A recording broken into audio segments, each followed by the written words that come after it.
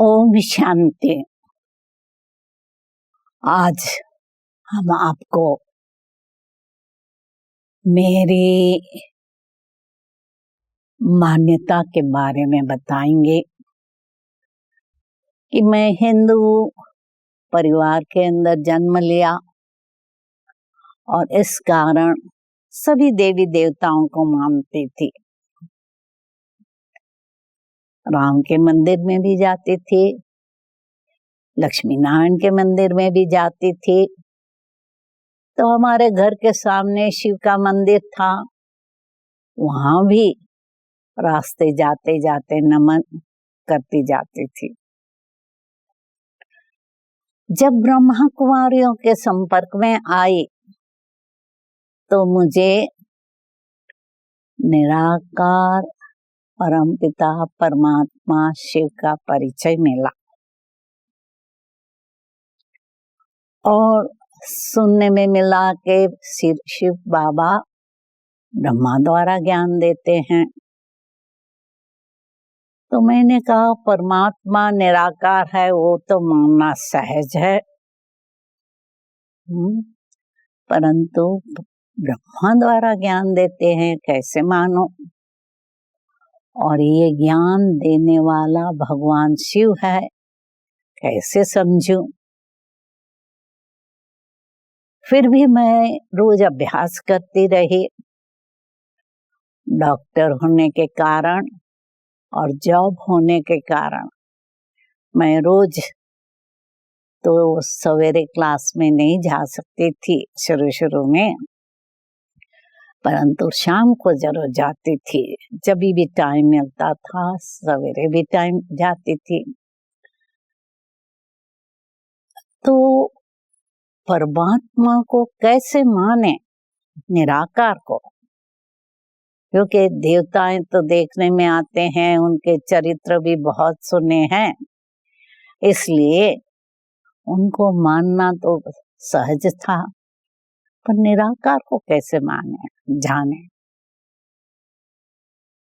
तो जब हमने इस ब्रह्मा कुमारियों का इतिहास पढ़ा, जो पुरानी बहनें थे जिसको हम दादियां कहते हैं, उन्हों का अनुभव सुना, तो मैंने सोचा सचमुच ये जादूगरी तो परमात्मा की ही हो सकती है।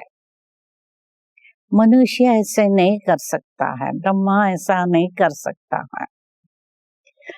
ब्रह्मा द्वारा कराने वाला भी कोई ऑलमाइटी अथॉरिटी है। मिसाल के तौर पर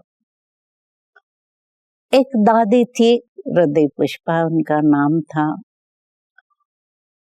जो उसका पति थोड़े समय में पहले मर गया था, उसका भाई थोड़े समय के पहले मर गया था। तो घर में 2-3 मृत्यु 1 साल के अंदर हो गई थी। वो जब पहली बारी ब्रह्मा बाबा के पास गई, सत्संग में गई, तो ब्रह्मा बाबा ने पूछा तुम कौन हो? उसने कहा मैं दुखी आत्मा हूँ। फिर ब्रह्मा बाबा ने बिठाया, उनको समझाया तुम आत्मा हो, परमात्मा निराकार है, शिव है।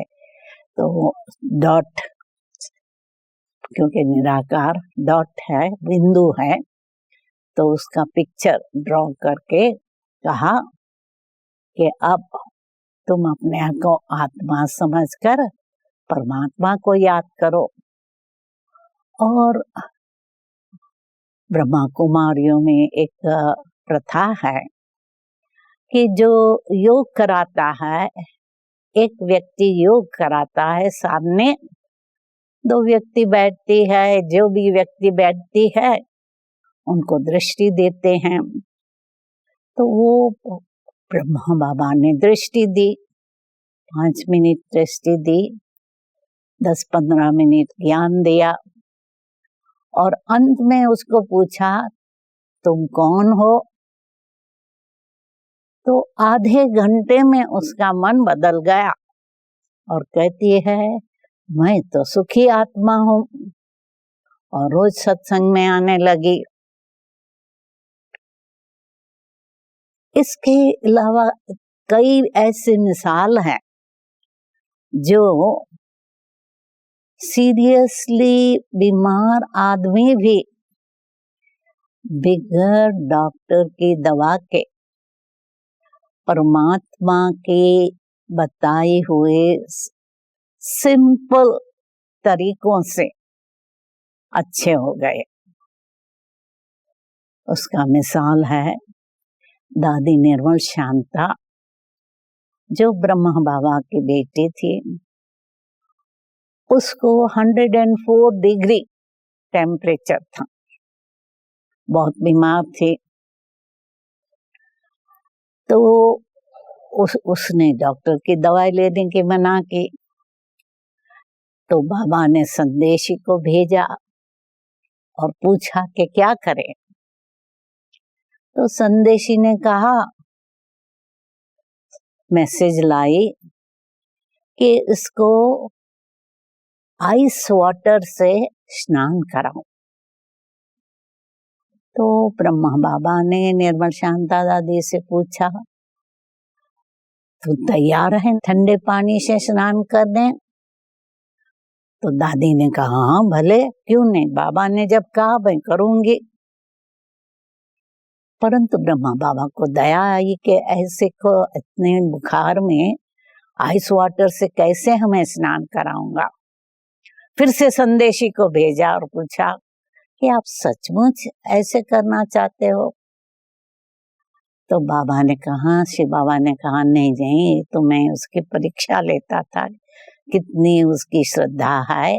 इसकी श्रद्धा है इसलिए ठंडे पानी से स्नान नहीं कराना है, सिर्फ आइस वाटर बैग है, आइस बैग से उसके सर पर रखना है और उसके छाती पर रखना है और टेम्परेचर अच्छा हो गया।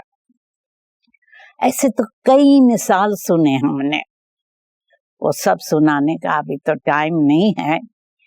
परंतु जब ऐसे मिसाल सुने तब मैंने समझा कि ये कोई ब्रह्मा बाबा की शक्ति नहीं है, ये जरूर परमात्मा की शक्ति है, जो इतने अच्छे अच्छे लोग बीमारी से अच्छे हो गए, संस्कारों से अच्छे हो गए। देखो, 400 भाई बहनों को एक साथ रखना, सत्संग कराना, ज्ञान योग कराना और एक समान खाना पीना देना, ये ईश्वर का ही कार्य है ना। मुझे याद है स्वामी शिवानंद जी, जो डिवाइन लाइफ सोसाइटी चलाते थे, उसने दादी को पूछा, प्रकाशमणि दादी को, कि आपके ब्रह्मा बाबा ने इतनी 350 माताओं को कैसे साथ में रखा। उन्होंने अपना अनुभव सुनाया कि मैंने सोचा कि मैं 20 माताओं को ट्रेनिंग दूं, क्योंकि वैसे सन्यासी तो सिर्फ भाइयों को सन्यास कराते हैं, परंतु उन्होंने सोचा चलो माताओं को सन्यास कराऊं। तो कहा वो 20 माताएं तो लड़ झगड़ कर ईश्वर से इतना तंग हो गया मैंने कहा ये तो मैं उनको सन्यास नहीं करा सकता हूँ। फिर उसने सोचा चलो माताएं तो अनपढ़ थी, अभी कुछ पढ़ी लिखी माताओं को मैं ट्रेनिंग दूं। तो दूसरा ग्रुप पढ़ी लिखी माताओं को ट्रेनिंग दिया, तो वही हाल हुआ, ईर्ष्या के वश लड़ना झगड़ना आदि आदि। तो उसने पूछा कि आपके शिव बाबा ने ये कैसे 350 माताओं को 14 साल साथ में रखा। तो ये ईश्वरीय कार्य है। असंभव संभव कि गृहस्थ व्यवहार में रहकर ब्रह्मचर्य का पालन करना, सवेरे उठना। विदेश में भी हमने देखा कि हमारे पास जो स्टूडेंट आते थे, वो एक स्टूडेंट था 9 बजे उठकर 10 बजे कोर्स करने आता था। 7 दिन पूरा हुआ, उसने पूछा अभी क्या? मैंने कहा कि 7 दिन के कोर्स के बाद हमारे पास 5:30 बजे योग चलता है, क्लास चलता है। वो 8वें दिन से सवेरे उठ कर आने लगा। क्या ये ईश्वरीय शक्ति नहीं है? उसके अलावा देखा गया विदेश में भी कई बीके स्टूडेंट,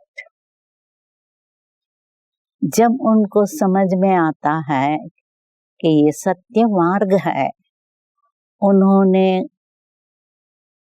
मीट, अंडा, नॉनवेज खाना छोड़ दिया, शराब छोड़ दिया, गर्लफ्रेंड बॉयफ्रेंड छोड़ दिया, ब्रह्मचर्य की पालना करने लगे, सवेरे उठने लगे। कौन सी शक्ति? ईश्वरीय शक्ति। तो ईश्वरीय शक्ति से जो असंभव बात है वो संभव हो सकती है। वैसे भी कहते हैं सत्यम शिवम सुंदरम। तो परमात्मा सत्य है, शिव है और सुंदर है। ये मेरा अनुभव हुआ और इससे अनेकों का जीवन परिवर्तन हुआ। अनेकों ने अपना ड्रग्स खाना पीना छोड़ दिया। हीरोइन जैसे हार्ड ड्रग्स भी उन्होंने छोड़ दिया। शराब सिगरेट तो छूट गया, मरवाना भी छूट गया। तो क्या है? ये ईश्वरीय शक्ति है और वो ईश्वर निराकार शिव है। इसका हमने अनुभव किया और हमारे खुद के जीवन में इतना परिवर्तन आया।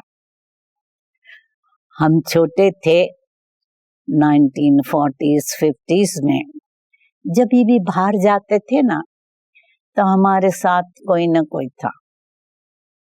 शॉपिंग में माँ साथ में होती थी। कहाँ पहली बारी गई मैं मेडिकल यूनिवर्सिटी के इंटरव्यू में, तभी भी मेरे साथ मेरे चाचा थे। परंतु ईश्वरीय ज्ञान से मुझे इतनी शक्ति आई, हिम्मत आई कि मैंने कई देशों में अकेले टूर किया जहाँ कोई पहचान वाला नहीं था, न कोई सेंटर था, न कोई बीके थे, न कोई मित्र संबंधित थे। तो वो शक्ति आ गई, हिम्मत आ गई। तो इसी आधार से मैं कह सकती हूँ कि ये ज्ञान कोई मनुष्यों का नहीं है, ये है निराकार का ज्ञान। और अनुभव से, प्राप्ति से मैं कह सकती हूँ ये सत्य है और कल्याणकारी है। ओम शांति।